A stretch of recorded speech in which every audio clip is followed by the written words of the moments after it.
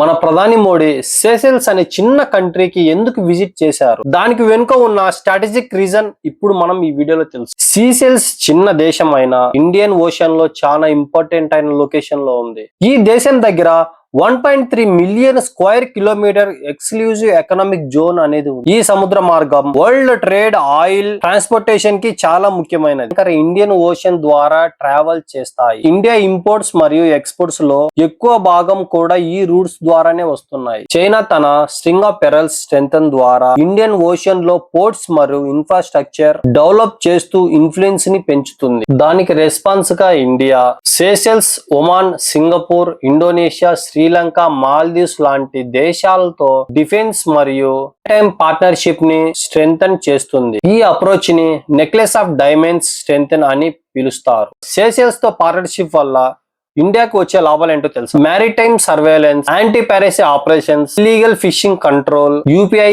Digital payments మరియు naval cooperation లో పెద్ద సపోర్ట్ దొరుకుతుంది. కాబట్టి సేషెల్స్ చిన్న కంట్రీ అయినా ఇండియా సెక్యూరిటీ, ట్రేడ్ మరియు ఇండియన్ ఇన్ఫ్లుయెన్స్ కోసం చాలా ముఖ్యమైన కీ రోల్ పోషిస్తుంది. అందుకే పిఎం మోడీ సేషెల్స్ ని విజిట్ కావడం చాలా ఇంపార్టెంట్. ఇలాంటి ఇంట్రెస్టింగ్ జియో పొలిటికల్ వీడియోస్ కోసం వెంటనే మా ఛానల్ ని సబ్స్క్రైబ్ చేయండి.